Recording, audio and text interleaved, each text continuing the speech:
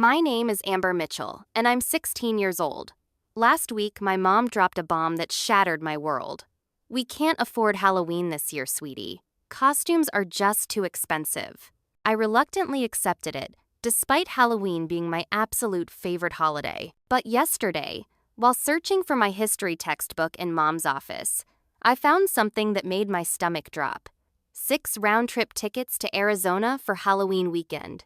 6 tickets. For everyone in our family except me. Before I get into this story, I'd love to know where you're watching from. Drop your location in the comments, hit that subscribe button, and stick around because trust me, you'll want to see how I turned this family betrayal into something nobody in my town will ever forget. Before my dad lost his job at Tech Solutions 3 months ago, we were your typical middle-class American family.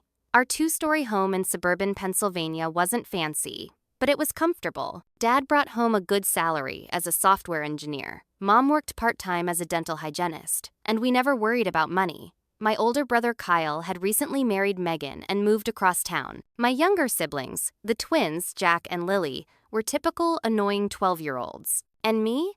I was the middle child, navigating the chaos of high school junior year. Halloween had always been our thing, the Mitchell family tradition everyone in the neighborhood knew us for.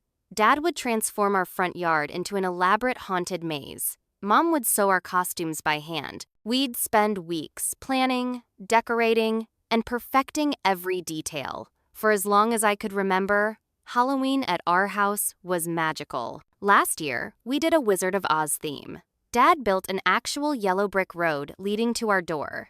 Mom hand-sewed my Dorothy costume, complete with perfect ruby slippers she'd spent months creating. The twins were Munchkins, and Kyle and Megan came as the Tin Man and Glinda.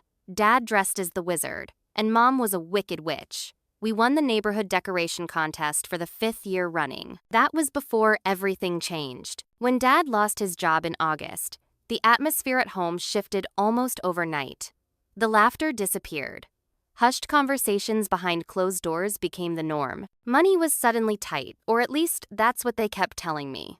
We stopped eating out. My dance lessons got canceled. Mom started shopping at discount grocery stores and cutting coupons. It's temporary, Dad would say, his smile not quite reaching his eyes. I'll find something soon. But as weeks stretched into months with no job prospects, the tension at home grew thicker. I noticed the change in how everyone treated me too. Mom became distant, brushing off my attempts to talk about school or friends. Dad buried himself in job applications, barely acknowledging my presence. The twins started excluding me from their games and whispering when I entered rooms. Kyle and Megan visited less frequently, and when they did, I caught them exchanging glances whenever I spoke, as if I was some kind of embarrassment. During their last visit, I overheard Megan telling Kyle, "She's just so much."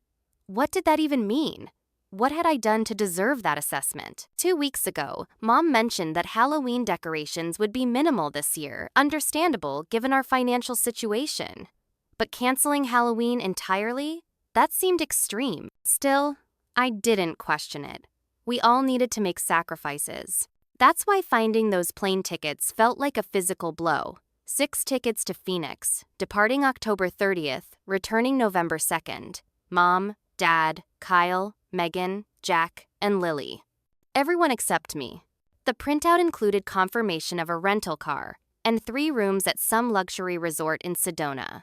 The total cost made my jaw drop over $5,000. Too expensive for Halloween costumes, but not too expensive for a desert getaway that deliberately excluded me. I stood in Mom's office, paper trembling in my hands, unable to process what I was seeing. My mind raced through possible explanations. Maybe they were planning to surprise me? But no, the itinerary clearly listed all 6 travelers by name. Maybe there was a 7th ticket they hadn't purchased yet? But the reservation was complete, confirmed, paid in full. I carefully returned the papers exactly as I'd found them and walked to my room in a daze.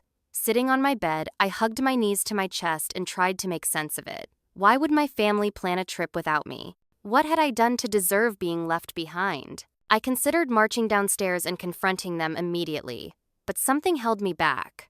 If they'd gone to such lengths to hide this from me, confronting them might just lead to more lies. No, I needed more information.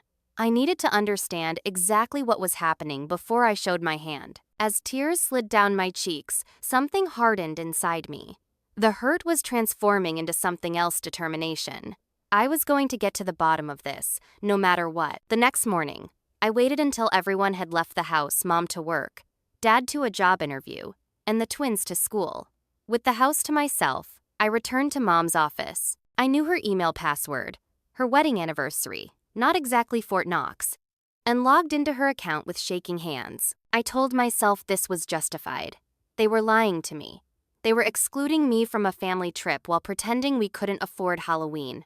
I deserved to know why. It didn't take long to find what I was looking for. An email thread with the subject line "Haley's Wedding, Sedona Arrangements" contained all the details. My cousin Haley was getting married in Sedona on Halloween weekend, and apparently, our entire family had been invited except me. I scrolled through the correspondence, my heart sinking further with each message. Mom had asked Aunt Catherine specifically if I was included in the invitation. The response made me feel physically ill. "Jessica, I think it's best if Amber doesn't attend. After what happened at Christmas, I just can't have that kind of disruption at Haley's special day.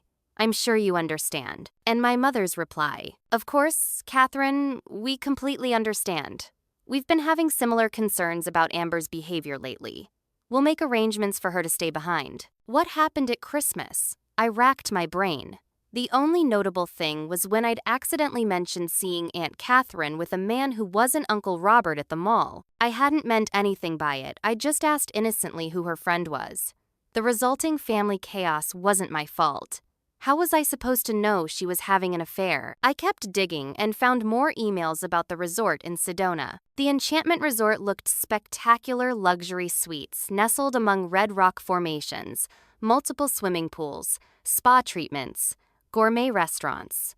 Mom had even booked a special Halloween dinner package. The total was far more than the $5,000 I'd initially seen, closer to $8,000 with all the extras they'd added. So much for being broke. Searching deeper, I discovered photos from the last family reunion that I hadn't seen before.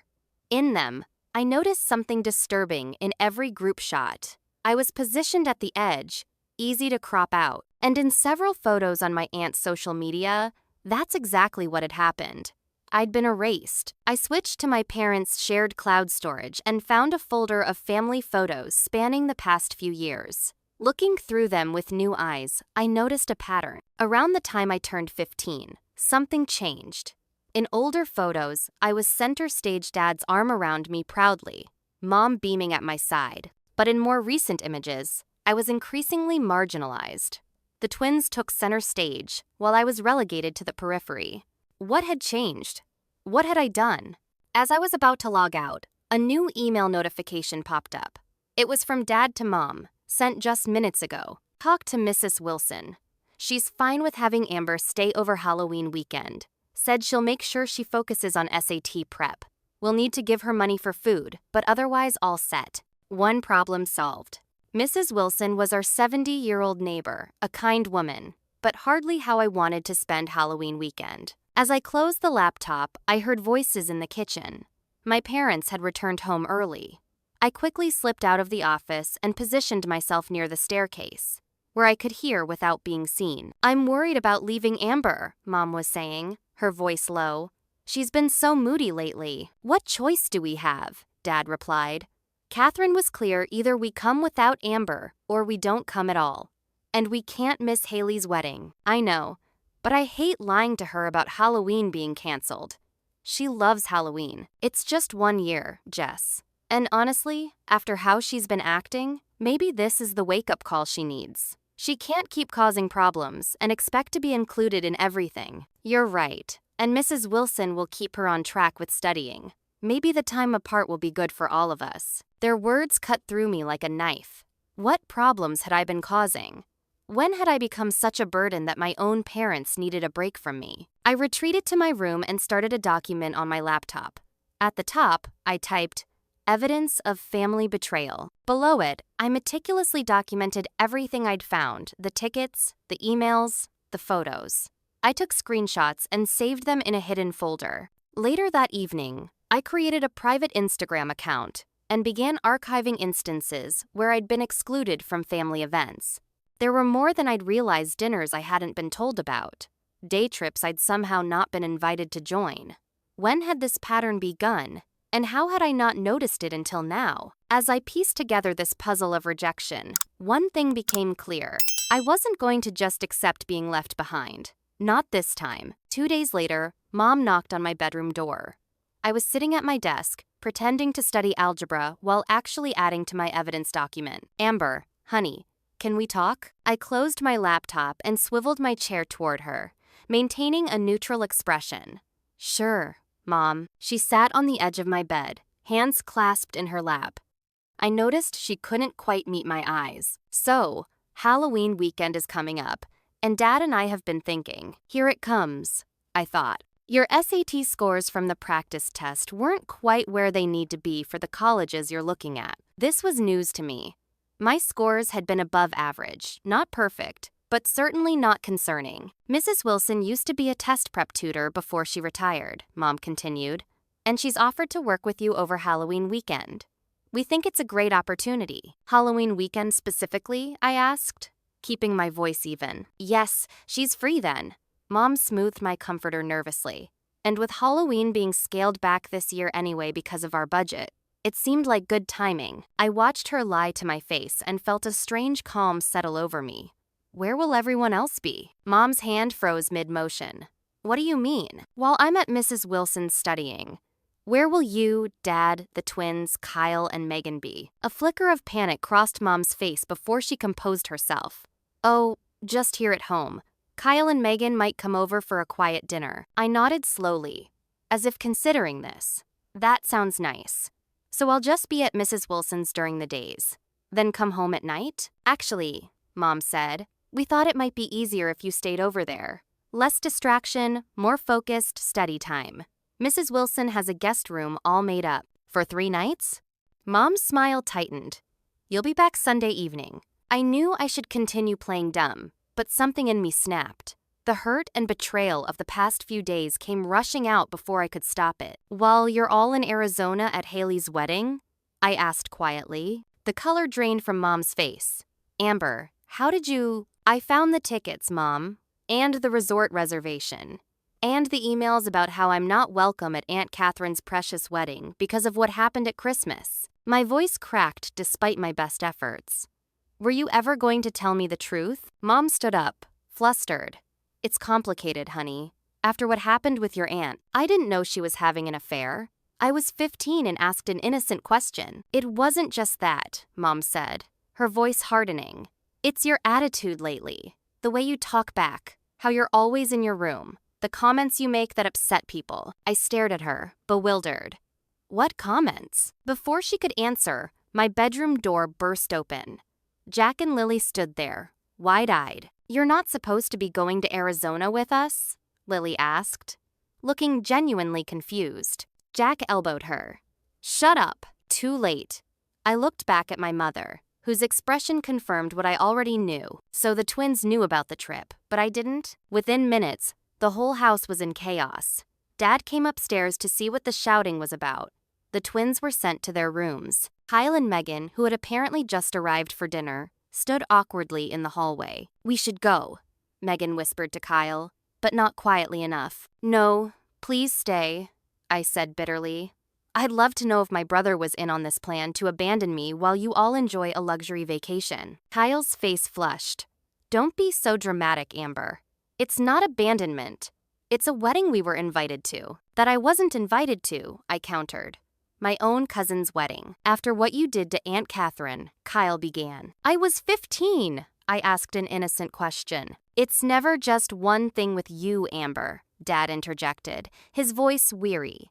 "It's a pattern of behavior. The attitude, the arguments, the way you make people uncomfortable." "What are you talking about? What have I done that's so terrible?" Mom sighed heavily. "Remember Thanksgiving when you questioned Grandpa's political views at the table? Or Kyle's graduation when you complained about how long the ceremony was? Or last month when you told Megan her new haircut looked interesting?" I couldn't believe what I was hearing. So I'm being excluded from a family trip because I occasionally say the wrong thing? Everyone does that. It's more than that, Dad said. Your aunt specifically requested you not attend the wedding. She's paying for it, so it's her call, and none of you stood up for me?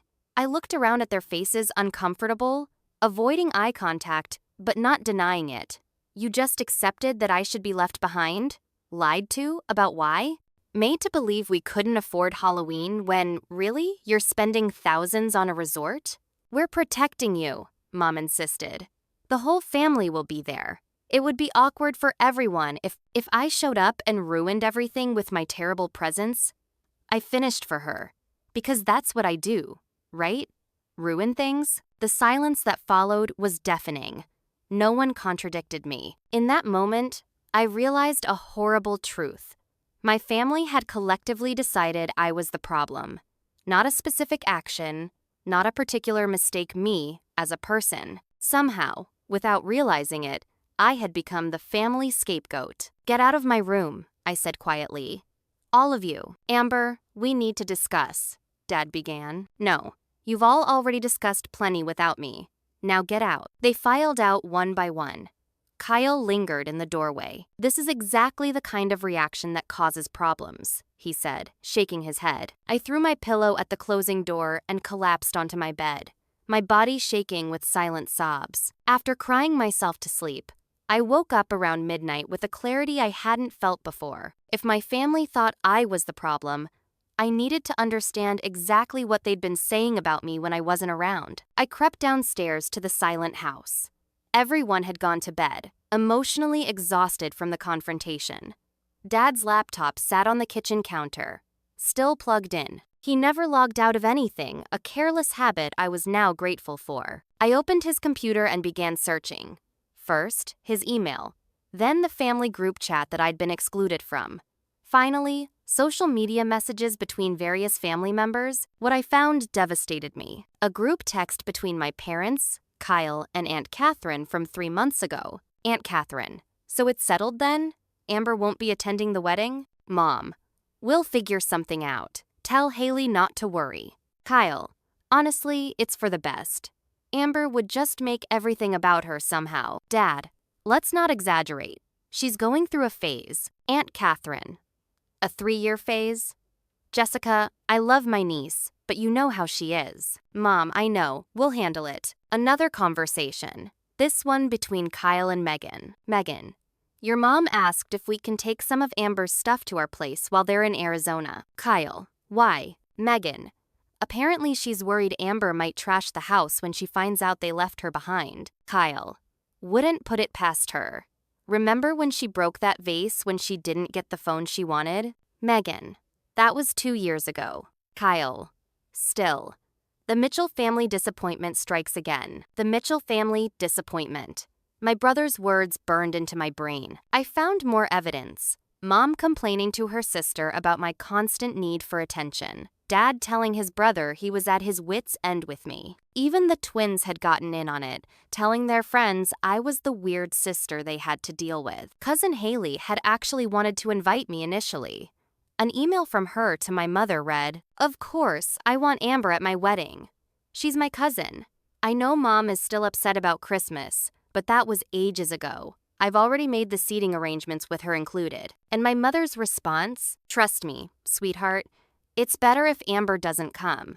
She's been going through some difficult behavior issues, and we wouldn't want anything to disrupt your special day. Your mom is right about this one." My own mother had advocated against me. I scrolled through months of family communications where I was discussed, dissected, criticized all behind my back. Comments about my appearance. She'd be pretty if she put in some effort.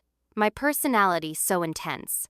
My intelligence. Smart but lazy. The worst came from a conversation between my parents just last week. Mom: I feel guilty about Arizona. Dad: we've been over this, Jess. Catherine was clear. And honestly, a weekend without walking on eggshells around Amber might be good for all of us. Mom: I know. I just hate lying to her. Dad: it's not really lying.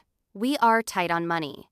The Arizona trip was mostly covered by Catherine, and we do need to cut back on Halloween this year. Mom: still, she's going to find out eventually. Dad: By then we'll be back and it'll be water under the bridge. She'll be upset for a day or two, then move on to the next drama. You know how she is. I closed the laptop, feeling physically ill. All this time, I'd thought I was a valued member of our family.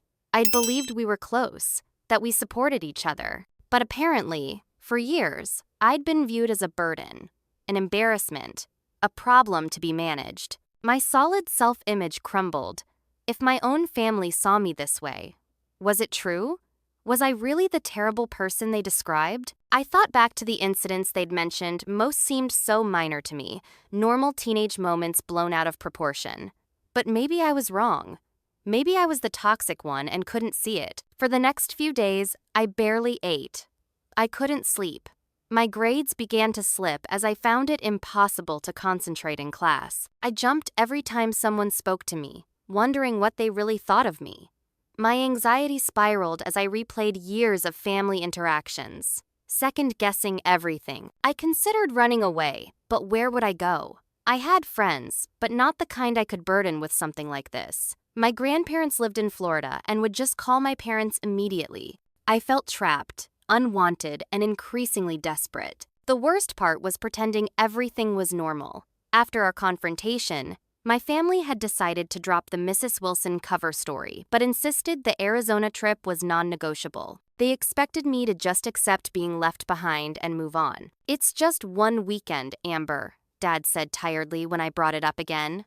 "You're making this a much bigger deal than it needs to be." But it wasn't just one weekend. It was years of exclusion and criticism I'd been blind to, suddenly exposed like a raw nerve. As Halloween approached, I retreated further into myself, wondering how I'd survive the crushing loneliness of being abandoned by my entire family. By the week before Halloween, my family had begun packing for Arizona.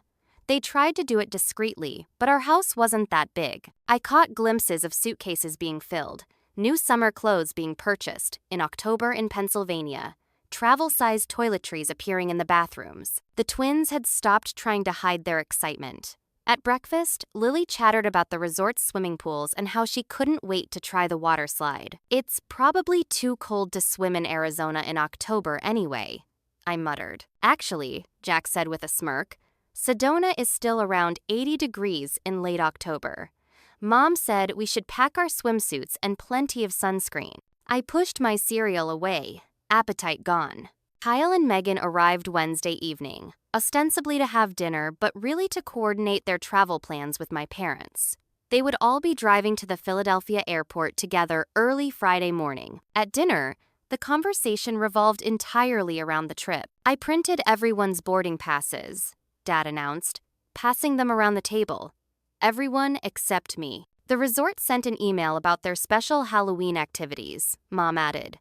"They're having a costume contest by the main pool and a candy hunt for kids." "That sounds awesome," Lily exclaimed. I sat silently, pushing food around my plate, feeling increasingly invisible. "Amber," Megan said suddenly, "could you pass the salt?" I handed it to her wordlessly. "Thanks," she said with an awkward smile. It was the first time anyone had directly addressed me during the entire meal. After dinner, I escaped to my room while everyone gathered in the living room to discuss final arrangements. Through my door, I could hear their animated voices, occasional laughter, a normal family excited about a trip together. My phone buzzed with a text from my friend Hannah. "Want to come over Friday night for scary movies?" I started to type, "Sure," but then stopped. The thought of pretending everything was fine, of putting on a costume of normalcy, felt impossible. I replied, "Can't. Family stuff," then turned my phone off. Later that night, I went downstairs for water and overheard my mother on the phone in the kitchen. "It'll be good to have a break, honestly," she was saying, presumably to a friend. "Amber's been so difficult lately. I'm actually looking forward to a weekend without the constant drama." I froze in the hallway, my mother's words hitting me like a physical blow. Something inside me shattered. I stumbled back upstairs and collapsed on my bathroom floor, struggling to breathe as panic overwhelmed me. My chest tightened, my vision narrowed, and I couldn't stop gasping for air. I don't know how long I sat there, but eventually, a knock on the bathroom door startled me. "Amber, are you okay?" It was Mrs. Wilson's voice. I hadn't even realized she was in our house. Mom must have invited her over to discuss the Amber sitting arrangements. I'm fine. I managed to choke out. You don't sound fine, dear. Can I come in? After a moment's hesitation, I reached up and unlocked the door. Mrs. Wilson took one look at me, huddled on the floor, face streaked with tears, still struggling to breathe normally, and sat down beside me, her arthritic knees cracking in protest. Deep breaths. She instructed gently. In through your nose, out through your mouth. She demonstrated, and I tried to follow along. Gradually, my breathing steadied. Want to tell me what's really going on? She asked. Your mother said you were upset about not going to your cousin's wedding, but this seems like more than that. Something about her kind eyes and genuine concern broke through my defenses. The whole story came pouring out: the lies, the hidden trip, the years of criticism and exclusion I discovered, the awful things they said about me behind my back. As I spoke, Mrs. Wilson's expression changed from concern to outright anger. Those fools, she muttered when I finished. Those absolute fools. What? Your family. She shook her head disapprovingly. They don't see what they're doing. What are they doing? I asked miserably.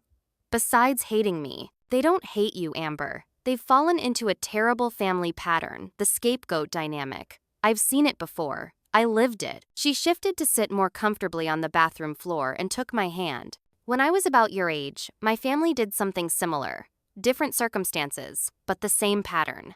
One person becomes the family's emotional garbage can. Everything that goes wrong gets blamed on them. It's not about that person actually being bad or wrong.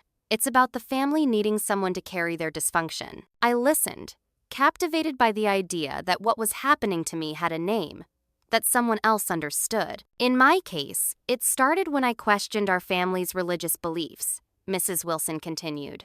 Suddenly, I was the troublemaker, the difficult one. Everything I did was scrutinized and criticized. If something went wrong, it must be Martha's fault. What did you do? I asked. A smile spread across her lined face. I stood up for myself.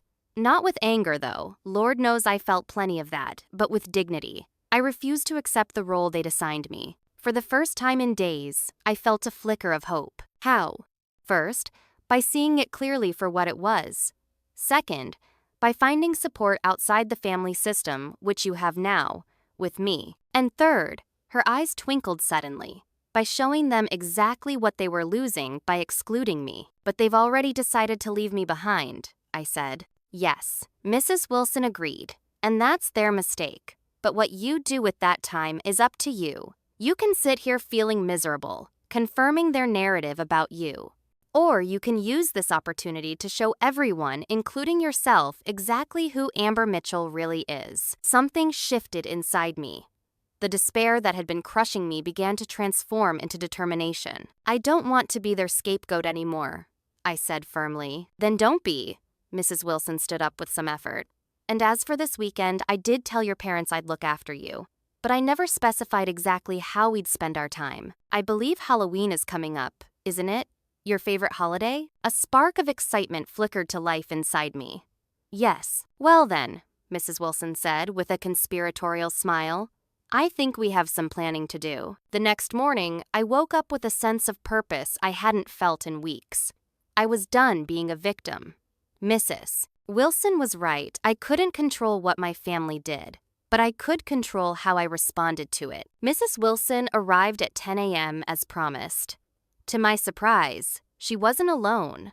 A tall man in his 40s with her same kind eyes followed her in. Amber, this is my son, Daniel. He's an attorney in Philadelphia. Daniel shook my hand firmly. Mom told me what's going on. I'd like to help, if you'll let me. We sat at our kitchen table, my parents were both at work, and the twins were at school while Daniel explained some things I hadn't known. What your parents are planning isn't actually legal, he said. In Pennsylvania, parents can't simply leave a minor with a neighbor for an extended period without proper temporary guardianship paperwork, even with that person's consent. They can't? This was news to me. No. If something happened, a medical emergency, for instance, Mrs. Wilson would have no legal authority to make decisions for you. It's irresponsible parenting, frankly. Mrs. Wilson patted my hand. We're not telling you this to worry you, dear. We're telling you because it gives us leverage. Daniel pulled out some documents from his briefcase. I've drawn up proper temporary guardianship papers. If your parents want to go on this trip, they'll need to sign these, making my mother your legal guardian for the duration of their absence. I looked at the official-looking documents, a plan forming in my mind. So they need these to leave me behind properly? Yes. Otherwise, they're effectively abandoning a minor, which could have legal consequences. Which means, Mrs. Wilson added with a twinkle in her eye, they'll have to acknowledge what they're doing openly, not hide behind lies about SAT prep. Daniel looked uncomfortable. Mom, we're not trying to create family drama here. No, we're putting a stop to it, she corrected him firmly. This family has been gaslighting this child, making her believe she's the problem when they're the ones behaving abominably. While they discussed the legal details, I turned over possibilities in my mind. If I was going to be left behind, I would use the time to show everyone exactly what they were missing by excluding me. Halloween had always been my passion. My family knew that. They deliberately scheduled their trip over the holiday I loved most, taking away something that brought me joy. Well, two could play that game. Mrs. Wilson, I interrupted their legal discussion. How would you feel about turning your house into a haunted attraction for Halloween? She looked surprised, then intrigued. My Victorian monstrosity would make a perfect haunted house. But that's a big project for just the two of us. We wouldn't be alone, I said, confidence growing. I'm in drama club and art class. I know at least a dozen people who would jump at the chance to create something amazing. I pulled out my phone and texted Hannah, who was not only my friend but the president of our school's drama club. Emergency Halloween project meeting tomorrow after school. Major haunted house opportunity. Spread the word to the drama and art kids. We'll explain everything then. Her response was immediate. In, whatever it is. Daniel looked concerned. Amber, I appreciate your enthusiasm, but is antagonizing your family the best approach here? I'm not trying to antagonize them, I said honestly. I'm refusing to be erased. They think they can just set me aside and have a perfect family vacation without me? Fine, but I'm going to use this time to create something spectacular, something that shows everyone who I really am, not who they've decided I am. He nodded slowly. Fair enough. Next, I called the school counselor, Miss Ramirez, who had always been supportive. I explained the situation not for pity, but because I needed an adult at school to know why I might need extra flexibility over the next week. Miss Ramirez was disturbed by what I told her. Amber, what you're describing sounds like emotional neglect. I'm required to follow up on this. I'll need to consult with CPS. I'm not asking you to get my family in trouble, I clarified quickly.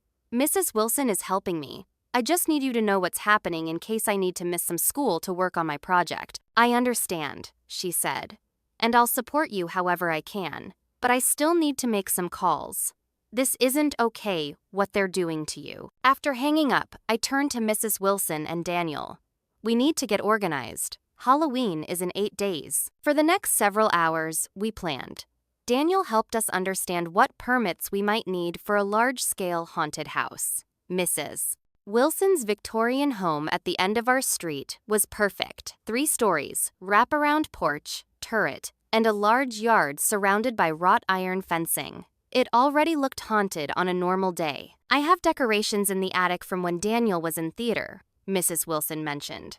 Prop cobwebs, old stage lights, black fabric, lots of it. And I know the drama department will let us borrow costumes and props, I added, my excitement building. Mr. Abernathy loves Halloween as much as I do. We made lists, decorations needed, volunteers to recruit, refreshments to serve, music, lighting, special effects. I texted everyone I knew who might help, explaining we were creating the ultimate haunted house experience. By dinner time, we had the beginnings of a solid plan. Daniel had to return to the city but promised to be back Friday evening with the finalized guardianship papers. Mrs. Wilson headed home to start clearing space in her house. I was just finishing up my lists when my parents came home. Mom looked surprised to see all my papers spread across the kitchen table. What's all this? She asked. Halloween plans, I said simply. She looked uncomfortable. Amber, we've talked about this. I know you're all going to Arizona without me, I interrupted calmly. I've accepted that. Mrs. Wilson has agreed to let me stay with her, and we're planning some Halloween activities together. Mom looked relieved that I wasn't arguing anymore. Well, that's good. I'm glad you're taking this maturely. If she only knew. The next day after school, 15 students from drama and art club gathered in Mrs. Wilson's living room. I explained everything well. Not the personal family drama, but the haunted house project. We have exactly 1 week to transform this house into the most spectacular haunted attraction our town has ever seen, I concluded. Who's in? Everyone was in. My friend Hannah immediately took charge of costume coordination. Jason, our tech theater genius, started planning lighting effects. Maria and Luis from Art Club began sketching set designs for each room. Mr. Abernathy, our drama teacher, arrived an hour later with the keys to the prop room. Use whatever you need, he said, clearly thrilled by the project. This is exactly the kind of real-world application of theatrical skills I've been wanting for you all. By Wednesday, word had spread. More volunteers arrived, parents of my friends offering to bake themed treats, a local DJ volunteering his equipment, even the hardware store offering discounted supplies when they heard what we were doing. Someone created a social media event that quickly gained traction. People started asking if we would accept donations, which gave me an idea. I decided we would collect optional donations for the local children's hospital. This wasn't just about proving something to my family anymore, it was about creating something meaningful for the whole community. Thursday evening, as my family packed their final items for their early morning departure, I was at Mrs. Wilson's with 20 volunteers, transforming her home room by room. The energy was electric. For the first time in weeks, I felt alive, valued, seen. I returned home late to find everyone already in bed. A note on the counter read, "We'll be leaving at 5 a.m. Mrs. Wilson will come over around 8. There's money for food on your dresser. See you Sunday night. Love, Mom. Love, Mom." As if abandoning me for a secret family vacation was an act of love. I went to bed, but barely slept, my mind racing with plans and possibilities. Somewhere between excitement and anxiety, a new feeling emerged. Pride. Not the defensive pride of someone with something to prove, but the genuine pride of someone creating something wonderful. Friday morning, I woke to an empty house. They had left without saying goodbye. On my dresser was an envelope with $300 and another note. "In case you need anything, call if there's an emergency." I put the money aside and got to work.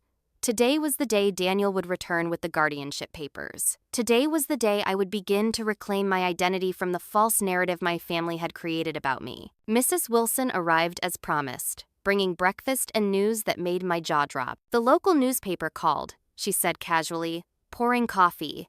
"Apparently your Halloween haunted house project has caught their attention. They want to send a reporter this afternoon to do a feature story." I nearly choked on my orange juice. What? How did they even hear about it? "Small towns," she said with a shrug and a smile.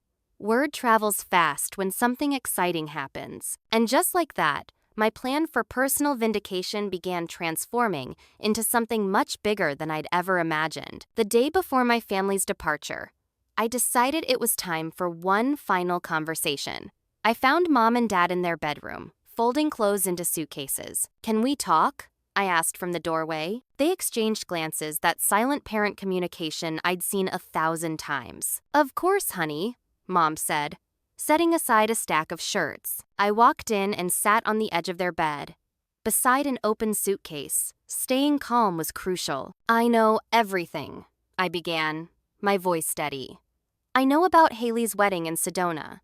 I know Aunt Catherine didn't want me there because of what happened at Christmas. I know you've all been talking about me behind my back for years, calling me a disappointment, a problem." Their faces registered shock, then guilt. "How did you, Dad, started?" "It doesn't matter.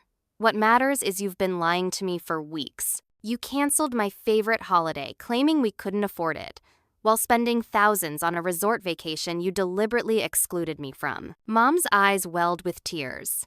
"Amber, it's complicated." "No, it's actually very simple," I interrupted, surprised by my own composure. "You had 2 choices. Stand up for your daughter or throw her under the bus to please Aunt Catherine. You chose the latter." Dad sighed heavily. We were trying to protect you from an uncomfortable situation. By making me feel unwanted by my own family? Great protection, Dad. I reached into my backpack and pulled out the guardianship papers Daniel had prepared. Mrs. Wilson's son is an attorney. He says you can't legally leave me with her without proper temporary guardianship documentation. So you have two choices now. Take me to Arizona with you, or sign these papers. They looked stunned as they reviewed the documents. This is ridiculous, Dad sputtered. We're only going to be gone for 3 days. 3 days during which I'd have no legal guardian if something happened to me, I pointed out. Mrs. Wilson couldn't even authorize medical treatment if I needed it. Mom looked increasingly uncomfortable. Amber, we're not trying to abandon you. Really? Because it feels exactly like that. I kept my voice even. I'm not throwing a tantrum. I'm not making drama. I'm simply stating fact. You're choosing to exclude me from a family event, and I'm asking you to do it legally and properly. After a long silence, Dad picked up a pen from the nightstand and signed the papers. Mom followed suit, tears streaming down her face. I hope someday you understand we were doing what we thought was best, she whispered. I hope someday you understand how much this hurt me, I replied. I took the signed papers and walked out, feeling strangely empowered. For once, I had forced them to acknowledge what they were doing instead of hiding behind excuses and lies. The next morning, they left before dawn. I watched from my window as they loaded suitcases into the car, the twins chattering excitedly, Kyle and Megan arriving in their SUV to follow my parents to the airport. Not one of them looked up at my window. Once they were gone, Operation Haunted House kicked into high gear. Mrs. Wilson's Victorian home was already transformed. Every room had a different theme. The parlor was a seance gone wrong, the dining room a macabre feast, the library filled with living books that seemed to move when no one was looking. The basement had become a mad scientist's laboratory, complete with bubbling concoctions and eerie lighting. Jason, our tech genius, had rigged speakers throughout the house to play location-specific sounds. Hannah had organized a rotation of drama students who would play various ghosts and monsters. The art club had created stunning painted backdrops and props that made each scene incredibly realistic. Friday afternoon, the newspaper reporter arrived. Miss Cynthia Walters was a small woman with sharp eyes and a notebook full of questions. So, Amber, she said after touring the house, what inspired this elaborate project? I considered my answer carefully. I could have told her the truth that my family had abandoned me on my favorite holiday, and this was my way of proving my worth. But that felt too personal, too vulnerable to share with the whole town. Instead, I said, Halloween has always been special to me.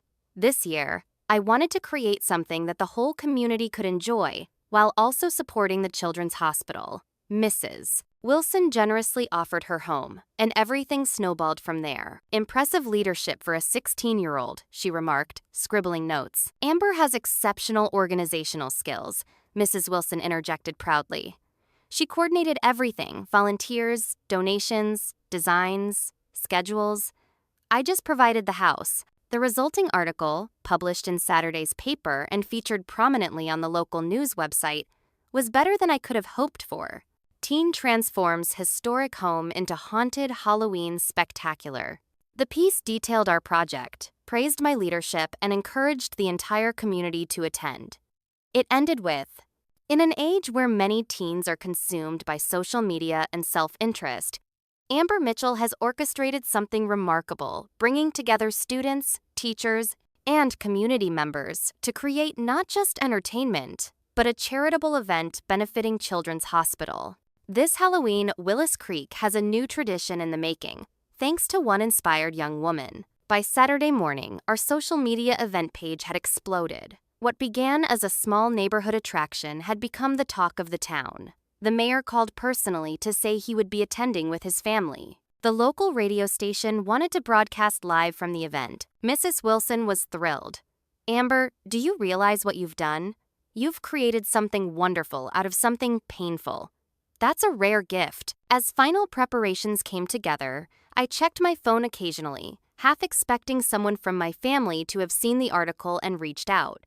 Nothing. They were probably too busy enjoying their luxury resort to notice what was happening back home. Sunday, Halloween arrived with perfect weather. Crisp, clear, with a full moon that seemed staged for our event. We opened the haunted house at 5 p.m., expecting a decent crowd. What we got was a line down the street and around the corner. Families, teenagers, elderly couples, it seemed like the entire town had turned out. The mayor arrived with his wife and children. Several teachers from school came through, exclaiming over the professional quality of our production. Even Mrs. Wilson's normally reserved neighbors were raving about the experience. Inside, everything ran like clockwork. Hannah's actors performed flawlessly, jumping out at just the right moments or delivering spine-tingling monologues as visitors passed through. Jason's lighting and sound effects created the perfect atmosphere in each room. The art club's creations looked even more impressive in the dramatic lighting. At 7 p.m., a local TV news crew arrived, setting up for a live segment on the evening news.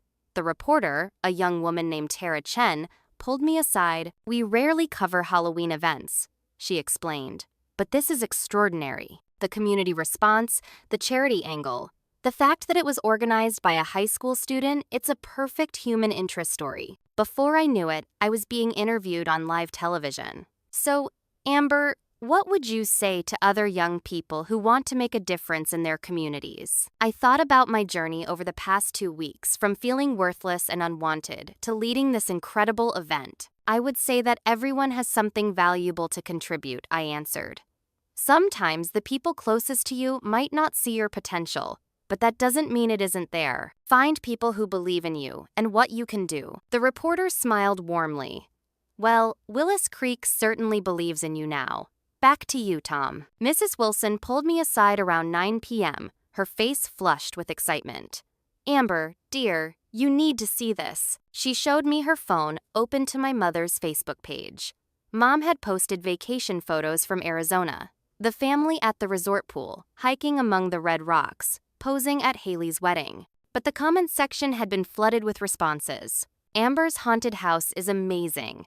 How could you miss this? Just went through the Wilson house, haunted attraction your daughter organized. Incredible. Saw Amber on the news tonight. You must be so proud. The whole town is at your daughter's Halloween event. Where are you guys?" Similar comments appeared on Kyle's Instagram post about the perfect family weekend. People were tagging my family members in photos and videos from the haunted house, expressing surprise that they weren't there for Amber's big success. My phone, which had been silent all weekend, suddenly exploded with notifications.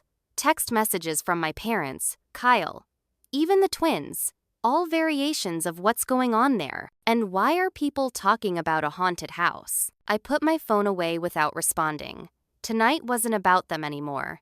It was about what I had created, the people who had supported me, and the community that had embraced our project. By midnight, when we finally closed, we had welcomed over 600 visitors and raised nearly $5,000 for the Children's Hospital.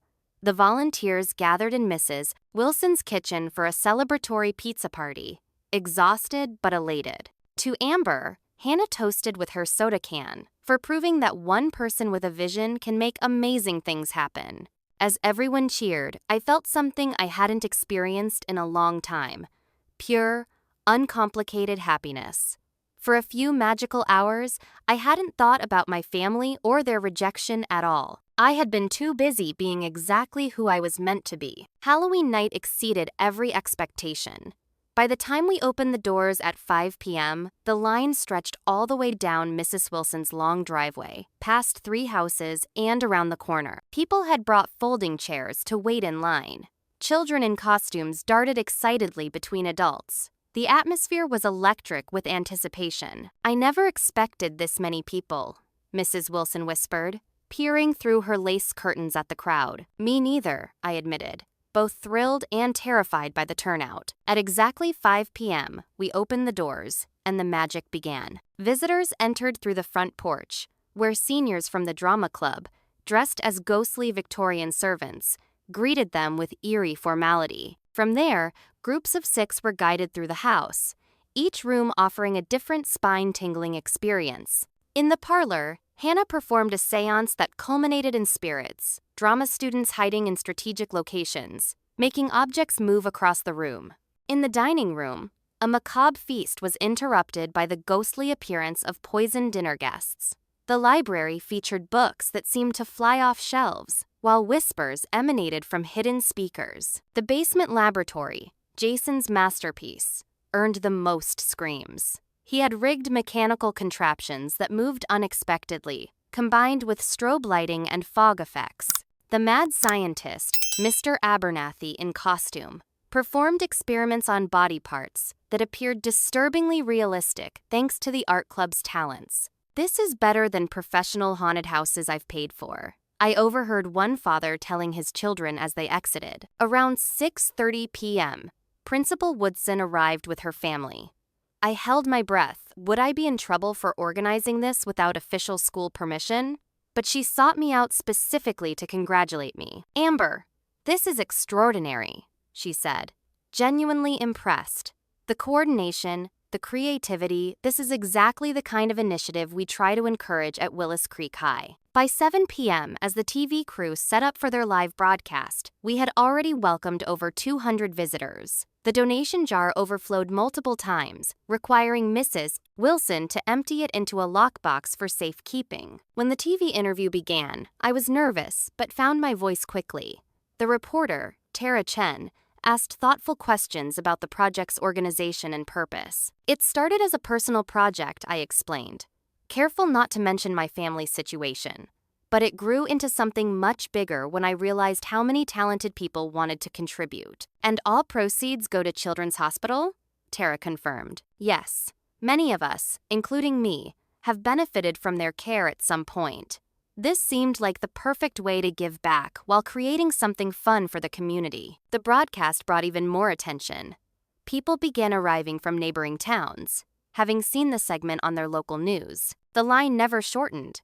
In fact, it grew longer as the evening progressed. Around 8 p.m., the mayor arrived with his entire family and a photographer from his office. "Miss Mitchell," he said formally, shaking my hand for the camera, "on behalf of Willis Creek, I want to thank you for organizing this wonderful community event. This is exactly the kind of initiative that makes our town special." I was presented with a certificate of appreciation from the city council, an actual official document recognizing my contribution to community life. The photographer captured the moment, and within minutes, it appeared on the town's official social media accounts. The local theater director, Mr. Finch, pulled me aside after going through the attraction. "Young lady, you have a future in theatrical production if you want it," he said earnestly. "Your attention to detail, the way you've coordinated the timing of effects with actor performances, it's remarkable for someone your age. When you're ready for college, I'd be happy to write you a recommendation for theater programs." Throughout the evening, my phone continued to blow up with notifications.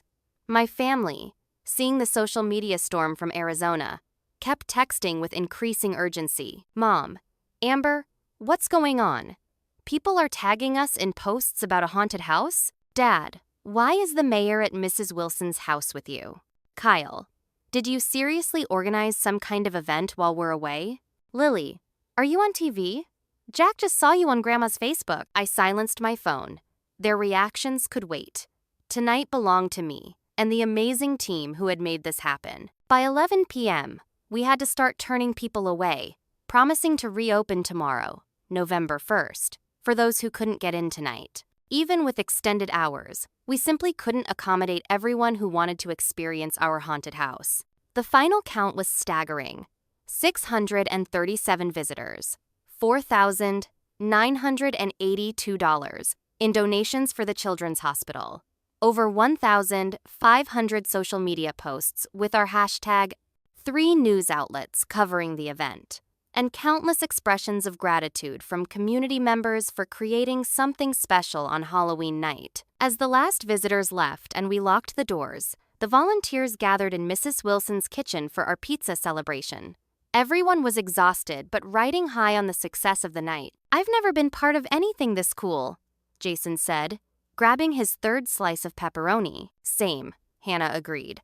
"And I can't believe we pulled it off in just a week." "That's all Amber," Maria from Art Club said. "She coordinated everything perfectly." As they toasted me, I felt tears welling up. These people, some I'd known for years, others I'd just gotten to know through this project, had believed in my vision and worked tirelessly to help make it happen. They had seen value in me when my own family hadn't. Mrs. Wilson sat beside me, patting my hand. "I told you," she said softly. "When you stop accepting the role they assigned you and start being who you truly are, that's when everything changes." After everyone left, I checked my phone one last time before bed.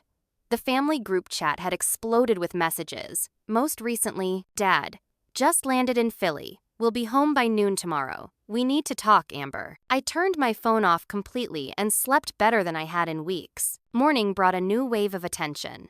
The newspaper's website featured a full photo gallery of the event.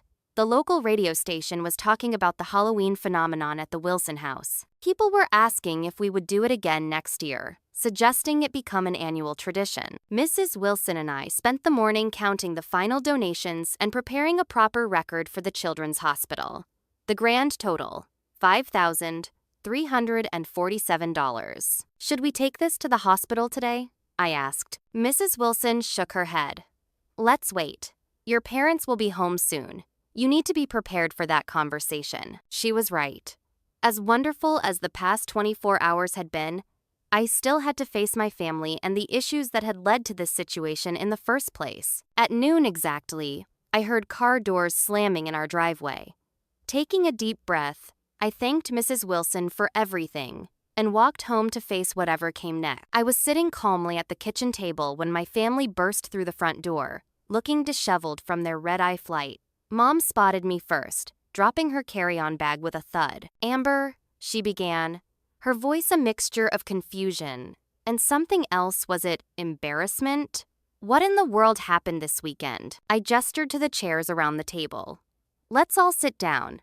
This might take a while." Dad looked ready to object to being directed by his teenage daughter, but something in my calm demeanor gave him pause. One by one, they took seats. Mom, Dad, the twins. Kyle and Megan hovered uncertainly in the doorway. "You too," I said to them. "This involves all of you." Once everyone was seated, I placed a folder on the table and opened it methodically. Inside was everything I'd discovered over the past 2 weeks, printouts of emails, text messages, social media posts, and family conversations about me. First, I want you to know that I found these while looking for answers about why I was being excluded from a family trip, I began. "I'm not proud of invading your privacy, but I needed to understand what was happening to me." I slid specific pages toward each family member, the most hurtful comments each had made about me. Mom's email to Aunt Catherine advocating for my exclusion from the wedding. Dad's message calling me the family disappointment. Kyle's texts to Megan. The twins' social media posts mocking their weird sister. Their faces registered shock, then shame as they recognized their own words. "For years," I continued, my voice steady despite the emotion building inside me, "you've been talking about me behind my back, criticizing me, excluding me. You've created a narrative that I'm difficult, dramatic, a problem to be managed. Then you use that narrative to justify abandoning me on Halloween, my favorite holiday, while you all enjoyed a luxury vacation." "Amber, that's not fair," Kyle began. "It's completely fair," I interrupted. "And I have the evidence right in front of you." I pulled out another folder, this one containing newspaper clippings, printed photos, and the certificate from the mayor. "While you were gone, I channeled my hurt into something productive. With Mrs. Wilson's help and the support of friends who actually value me, I organized a haunted house that raised over $5,000 for the Children's Hospital. 637 people attended. The mayor gave me a certificate of community service. The local theater director offered to recommend me for college programs. I pushed the second folder toward the center of the table. "I'm not sharing this to brag. I'm sharing it to show you who I really am, not the person you've decided I am. I'm creative, organized, and capable of leadership. I can bring people together to create something meaningful. And I did all of this while dealing with the knowledge that my entire family had chosen to exclude and lie to me." The silence that followed was profound. Mom had tears streaming down her face. Dad stared at the folders, his expression unreadable. The twins looked genuinely confused, as if seeing me clearly for the first time in years. Finally, Mom spoke, her voice choked with emotion. "Amber, I don't know what to say. We never meant to hurt you this way. Intentions don't erase impact," I said, quoting something Mrs. Wilson had told me. You all made choices that hurt me deeply. And instead of acknowledging that, you justified those choices by convincing yourselves I deserved it somehow. We thought we were protecting you from an uncomfortable situation with your aunt, Dad said weakly. No, you were protecting yourselves from having to stand up for me, I corrected him. And in the process, you reinforced the idea that I'm not worth standing up for. Kyle shifted uncomfortably. The stuff with Aunt Catherine got complicated. It's not complicated, Kyle. It's actually very simple. When someone attacks your family member, you defend them. You don't join in. Megan, who had been silent until now, suddenly spoke up. You're right, Amber. All eyes turned to her in surprise. What we did was wrong. All of it. The talking behind your back, the excluding, the lying. There's no justification for it. Her unexpected support cracked something open in the room. Dad rubbed his face wearily. She's right. We've been terrible to you, Amber. I've been terrible. He looked at the printout of his family disappointment, comment with evident disgust. I don't even recognize the person who wrote this. I'm so sorry. One by one, each family member began to acknowledge their role in what had happened. The twins admitted they'd only started being mean to me because they thought that's what the older family members wanted. Kyle confessed he'd been parroting Megan's opinions without thinking for himself, earning a sharp look from his wife. Mom broke down completely, apologizing between sobs for failing to protect me. Their apologies were a start, but I wasn't finished. I appreciate your apologies, but words aren't enough. This pattern has been going on for years, and it won't change overnight. I have conditions for moving forward. I pulled out a third folder. First, family therapy. I've researched therapists who specialize in family dynamics and scapegoating. We need professional help to break these patterns. Dad nodded slowly. That's fair. Second, I need acknowledgement beyond this room. You allowed our extended family to believe I did something terrible enough to be excluded from a wedding. That needs to be corrected. I'll call Catherine today, Mom promised. Third, I need space and time. I'm not ready to forgive everything immediately. Healing will take time, and I need you all to respect that. By the end of our conversation, which lasted nearly 3 hours, we had reached an uneasy truce.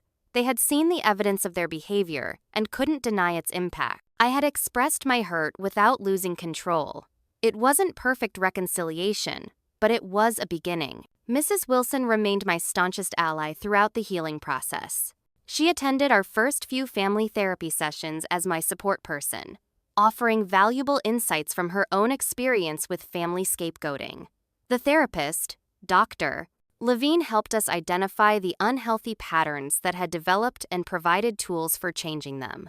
My relationship with the extended family gradually improved as well. Aunt Catherine, when confronted by my mother with the truth, was forced to acknowledge that her grudge against a then 15-year-old was unreasonable. Cousin Haley reached out personally to apologize for allowing her mother to exclude me from her wedding. The haunted house success opened new doors for me. The theater director kept his word about mentoring me, offering me an internship with the community theater program. Several of the volunteers from Halloween became close friends, creating a support network outside my family. 6 months after that fateful Halloween, our family dynamic had fundamentally changed. The therapy was working. The critical comments and exclusionary behaviors had largely stopped. My parents were making genuine efforts to see me clearly and support my interests. The twins, following the older family member's lead, had returned to treating me with basic kindness and respect. Most importantly, I had changed. I no longer sought validation exclusively from my family. I had discovered my own strengths and built connections with people who appreciated me for who I truly was. The painful experience of being excluded had paradoxically led me to find where I truly belonged, not just within my family, but in a broader community of supportive friends and mentors. As we began planning for the next Halloween, this time as a family, with my parents fully supporting the haunted house becoming an annual charity event, I realized the most important lesson from all of this. Your worth isn't determined by how others treat you, but by how you respond to that treatment. Sometimes the most painful exclusions open doors to your greatest inclusions. So, have you ever faced rejection that turned into an unexpected opportunity? I'd love to hear your stories in the comments. And if this resonated with you at all, Please like and subscribe to hear more real-life experiences. Don't forget to share this with someone who might need a reminder that sometimes being left out is the first step to finding where you truly belong. Thank you all for listening. And remember, the family we choose can be just as important as the family we're born into.